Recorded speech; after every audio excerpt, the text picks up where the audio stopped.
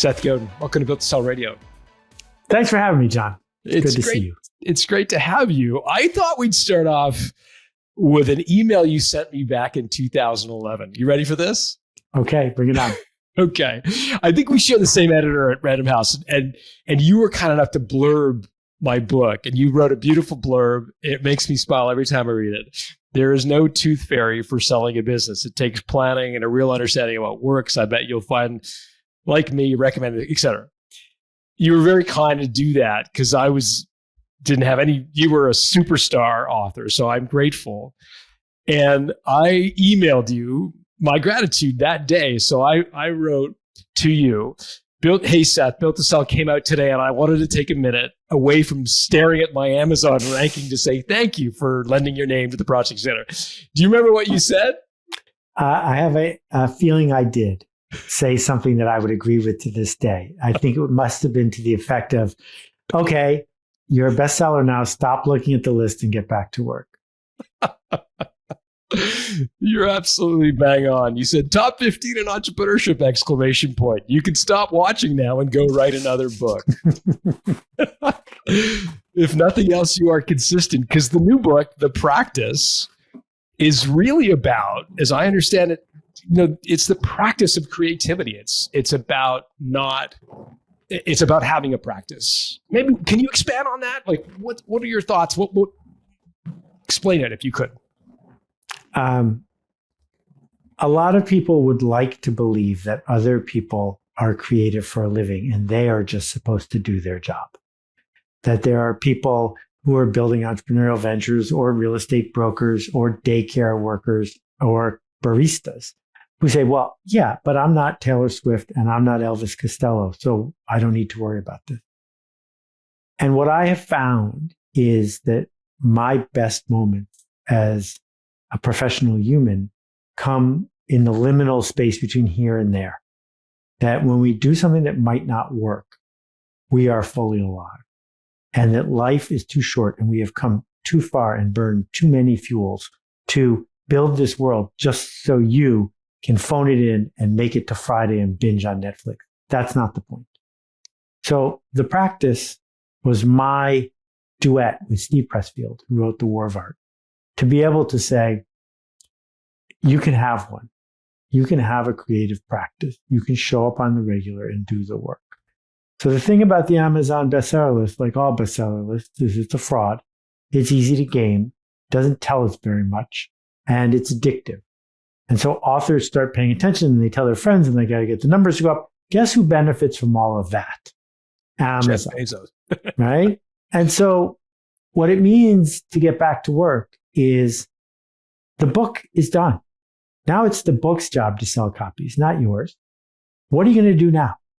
What's the next bridge for you to cross? We can build that into our lives. We don't have to be at the whim of a system that doesn't have our best interests at heart. For a lot of our listeners who are entrepreneurs, their creative practice is building a company. It is the ultimate expression of creativity for them to build this thing that didn't exist before into something that does exist. And I think a lot of them become conflicted when their creative juices are no longer flowing for their company. It's reached a point, whether that's 10 employees or 20 or 50, where it's just not fun anymore. It's not a creative process, it's a management process. And they're listening to this saying, Seth's telling me to have a creative practice. That means I should be starting lots of companies. But it's kind of a lot easier than it used to be now that we're at 10 employees or 20 employees. Do I sell and go start another business, or do I kind of just keep hammering away at what I'm doing? So I sold one of my early companies. It was one of the hardest things I ever did. It took me a long time to recover. That's part of the reason why I wanted to come talk to you, because I wish people had told me what was going on before I did that. And at the same time, I have built institutions and organizations where I wasn't working in the business, I was working on the business. That's what entrepreneurs should be doing. That's from the E-Myth. It's the best idea in the whole book, which is, it is creative to figure out how to get a team to do work that you could do better than them. Because if you keep hiring yourself to do the work, you're hiring the cheapest, most available, overworked person in the organization. That doesn't scale. Your job is to find other people to do all the jobs. And so Larry Ellison doesn't write code at Oracle. And Jeff Bezos doesn't drive the truck that brings the book to your house. And what it means to build an institution bigger than yourself is to build an institution. Now, when I sold Yoyodyne, I made a good decision based on good data. I didn't make as much money as I could have because I didn't know the future. But that's not why we're doing this in the first place. If your goal is to make as much money as possible, go to work for Goldman Sachs. For everybody else, it's a process. Are you doing something you're proud of? Are you making a difference? If it doesn't light you up to build an institution, today would be a great day to sell your company. You mentioned you found it hard when you sold Yoyodyne. What do you wish someone had told you about the process of selling a company? If you have built an institution where the people you work with are like family, selling your company is a little bit like getting divorced and leaving the kids behind. If you are someone who has been motivated by the challenge of it, not the income of it, getting money in exchange for what you do all day will not make you happy in the short run. And it's okay to feel bad about the fact that it just worked. It's okay to feel bad about the fact that your investors are happy, but you're heartbroken and your people are bereft. And you need to give yourself space to feel bad about it, because what you just did was what you said you were going to do when you started it all those years ago if you took investors, which is sell it. Because the investors didn't join you because you were going to run it as a lifestyle business for the rest of your life. They joined you because you promised them that you were going to sell it. And now it's time to do that. And for you, feeling that emotional ebb and bereft, I think, is a great word to think about. I've heard that one before. Was there anything, first of all, I'll ask, do you regret selling? Do you wish you still owned Yoyodyne today? Oh, not at all. I don't wish I owned it.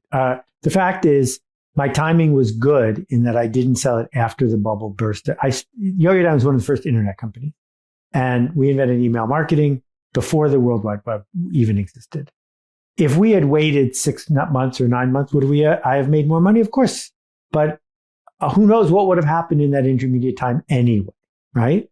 What I did after I sold the company was I spent a year in a room by myself, basically with my puppy, with the luxury of saying, how do I want to spend the next bunch of years of my life? Because what I have earned, in addition to enough money in the bank that I don't have to worry about going bankrupt, is the benefit of the doubt. That when I showed up at a book publisher, they would trust me. When I showed up with a new project, people would trust me. What are you going to do with that trust that you've just received? And if I'd been running Yoyodyne after I sold it, I would have been working for the business instead of the business working for me. And what happened when I sold it, I got to Yahoo. Yahoo was at the peak of Yahoo-ness. It was, basically Florence during the Renaissance. And I was surrounded by arrogant people who didn't understand what they didn't know and who were sure that their luck was based on skill. And I realized that spending my days with that crowd of people wasn't going to make my life better, wasn't going to make my family better. And so I have put together a career after that filled with lots of highlights and plenty of failures that wouldn't have been possible if I hadn't sold that company. And part of that is the trust that you built, that when you show up as the founder and exited founder of Yoyodyne, the first internet company, you immediately have gravitas and trust with investors and customers and people and stakeholders. One of the things that I've heard entrepreneurs can struggle with during their own year by themselves with their puppy, that transition year, is kind of sophomore syndrome. I think it's referred to as sophomore syndrome, but this concept of, I've had a success. Now, how do I kind of do better next time? You know what I mean? Exactly. Like Yes, that's a great point. So this is one of the luckiest career things that happened to me, which is 2 months after I sold, the phone rang and it was Bill Gross. Bill Gross, for those of you who don't know it, has started many, many companies. One of the things he invented was what eventually became the way ads work on Google, the whole auction for slots. So that is $1 trillion invention, give or take. And he was putting together Idea Lab to go public. Steven Spielberg was on the board. He offered me $1 billion in stock options to join the company as the head of marketing. No. Really? And I turned him down. One of the best things that ever could have happened. And I wish he had successfully gone public and I would have given up $1 billion. It turned out he mistimed the bubble and didn't. But it doesn't matter. Because once you've given up $1 billion, then you're understanding what the point is. That I have not one day since I sold my company tried to build a company that was more profitable or had more equity value than Yoyodyne. That's why would I want to do that?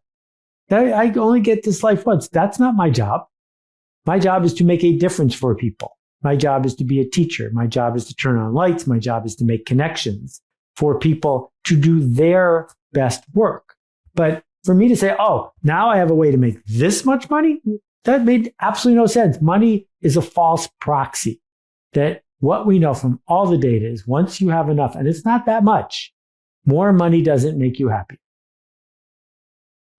For you personally, did you come to I'd be curious to know how you came to that conclusion, because presumably reading between the lines, when you sold Yoyodyne, in your own admission, you weren't worried about going bankrupt anymore. So clearly there was enough there to sort of sustain yourself.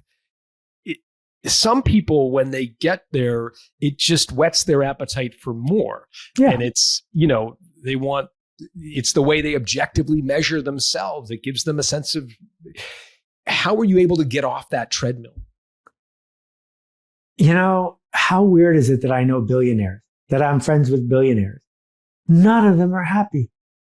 None of them are, well, okay, one person I'm thinking of is happy, but almost none of them are happy because, when Forbes ranks them, they're not number one.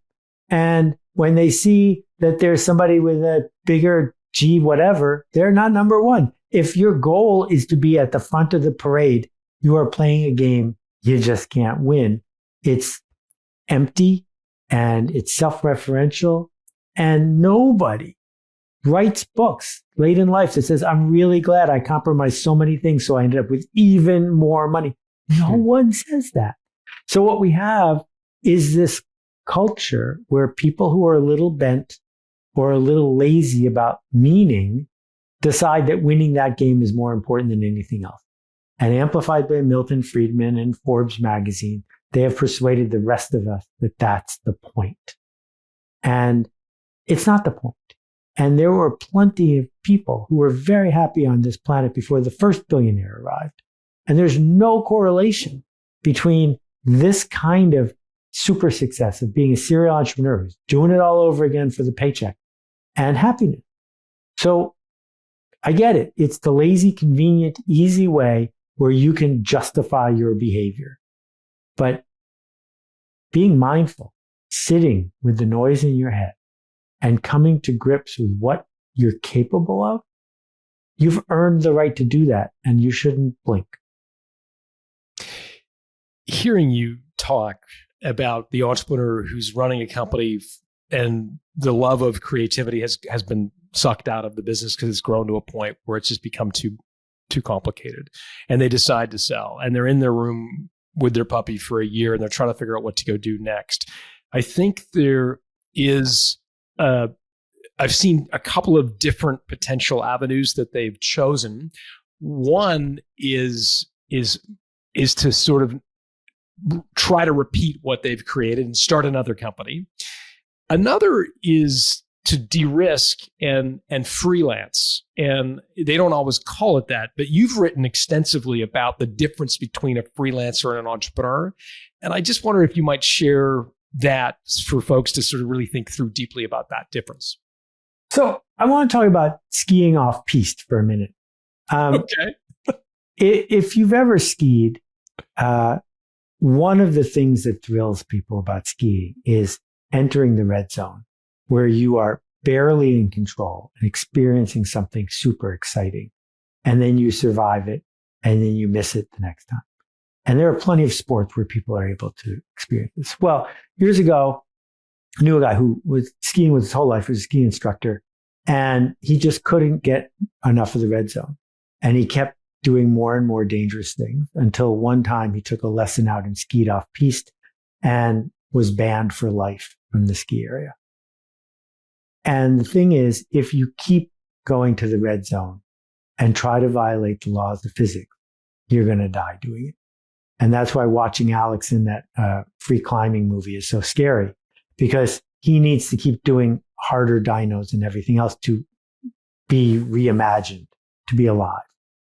And part of it for me was saying, you know what a freelancer does? A freelancer is not an entrepreneur with a small team. A freelancer is a totally different job. Entrepreneurs build something bigger than themselves, using other people's money to build something they can sell. Freelancers work with their own two hands. If you go and see Glenn Gould play in concert, it was Glenn Gould playing the piano, not AI, not a stand-in. His job wasn't to hire someone who looked like him so he could go make more money. His job was to play the piano that day. And the daring moments for, Keith Jarrett or whoever it is was, what's he going to play now? How long is this breath going to take? And maybe it's a slightly bigger auditorium, but the thrill is in that moment. And so I've been a freelancer off and on my whole career, and it's thrilling, but the stakes are smaller because I'm not playing with the livelihood of 4,000 people. I have a project and it's going to ship, and maybe it's going to work or it's not. That's scary and thrilling. Okay, let's go do it again. So I am a big fan of resilience. I think resilience is underrated.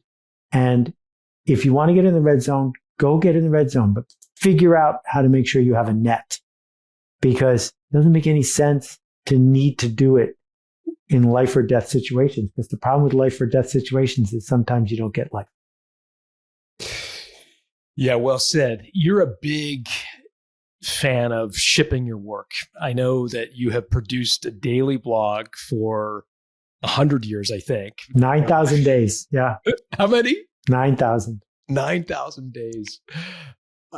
And I mean, I don't think you ship more work. I think you ship more work than virtually anybody I know. A daily blog, more books than I could count on two hands. For a lot of entrepreneurs, I think they view selling their company as shipping the product. I think that's cool. I don't have a problem if someone wants to be a serial entrepreneur because that's their practice. I think that's fine. My problem is if you're not getting joy out of that practice, if you find that practice empty because all you're keeping track of is the money, how can you tell the difference between $40 million and $80 million? I don't think you can. What I feel as my practice is this one is going to touch people differently than that one. And I don't know which one people are going to talk back to me 20 years from now. That's why I get the privilege to keep trying. So if this is working for you, there's nothing I have to offer here. What I'm trying to help people understand is once you have trust, the benefit of the doubt, and resources, I bet there are some harder problems just waiting for someone with your skills to take on. I agree 100%. We had the privilege of interviewing an old friend of yours, Chip Connolly. And I know you've known Chip for, many decades now. Yeah. If folks haven't listened to that episode, it's a wonderful episode. I'd highly encourage you. He talks about the difference. He talked really quite eloquently about the difference between purpose and being purposeful. And I wondered for you, are you aligned with Chip on that notion that people get hung up in companies like it's got to have they've all read Jim Collins. It's got to have a purpose and a vision and a mission, and they've got to have values. And he's like, if you're getting too hung up on this idea of purpose, just try to be purposeful every day. I don't know if you align with him or.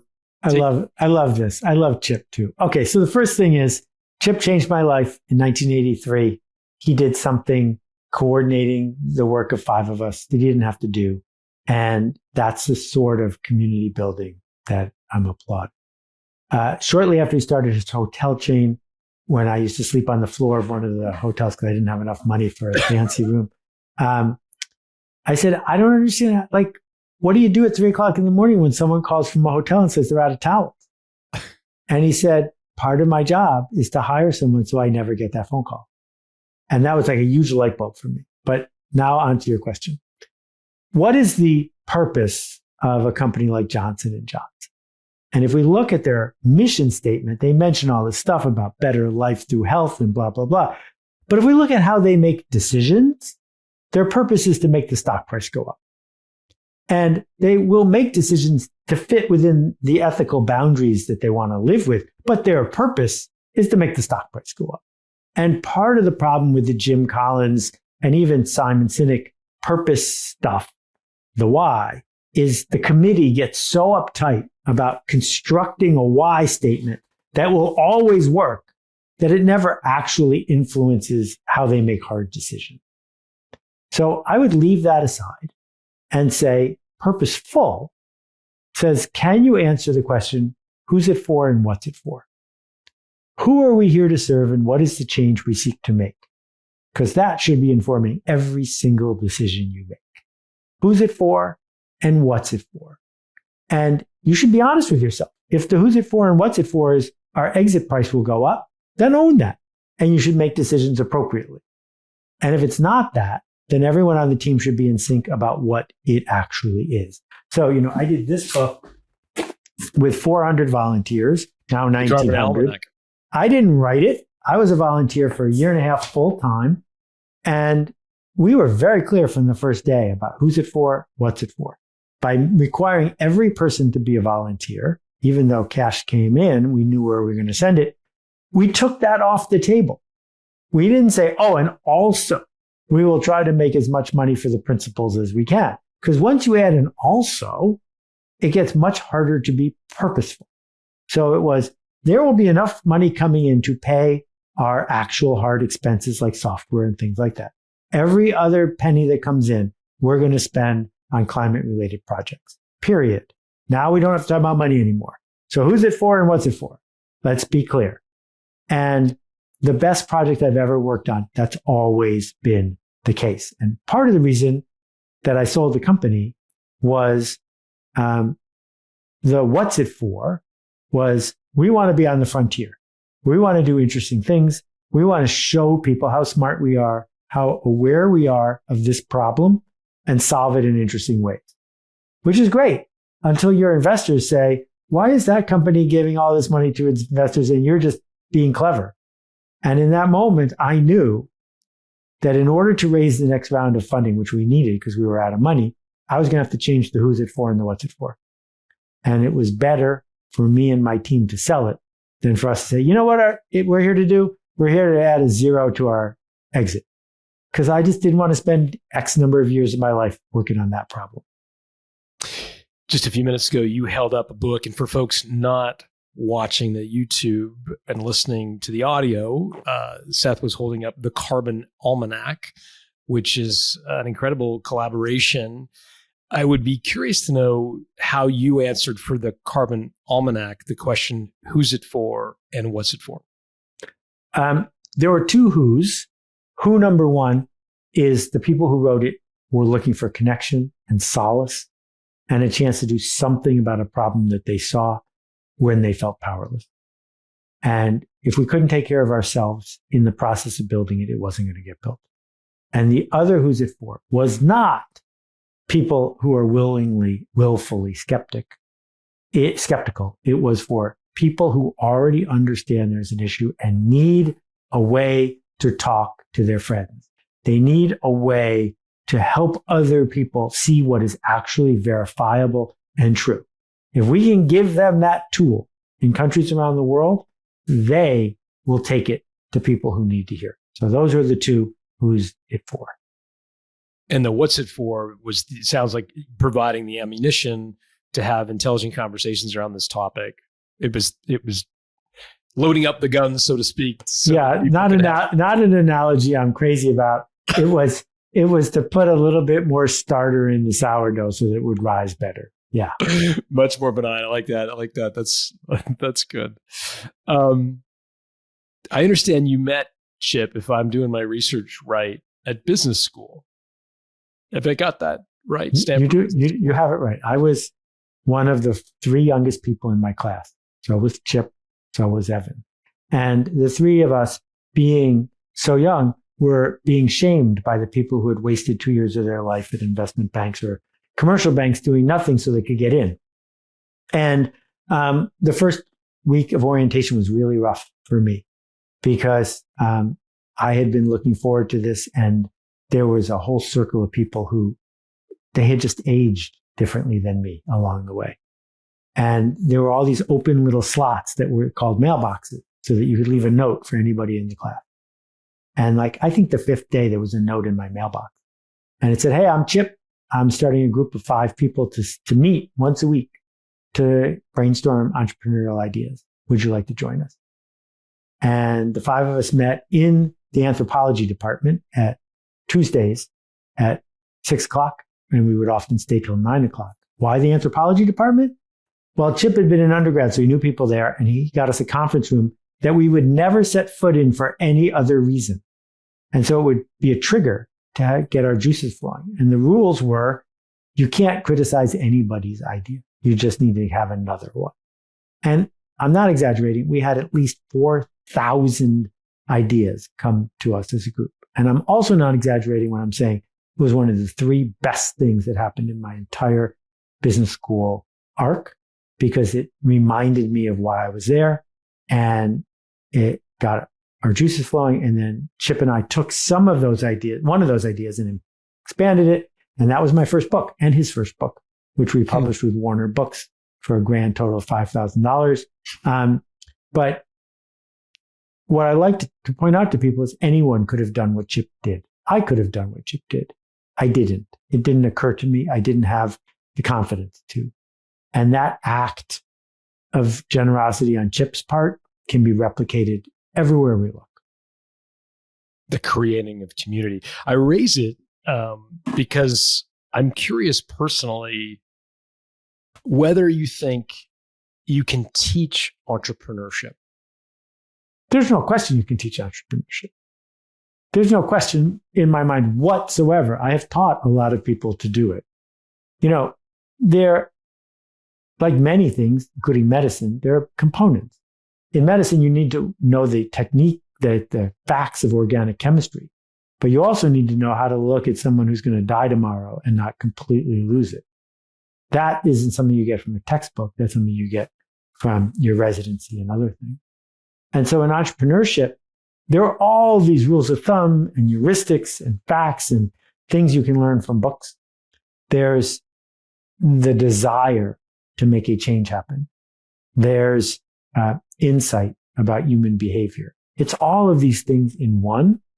But of course you can teach it. It's just rarely taught properly because people try to teach it like organic chemistry as opposed to teaching it like medicine.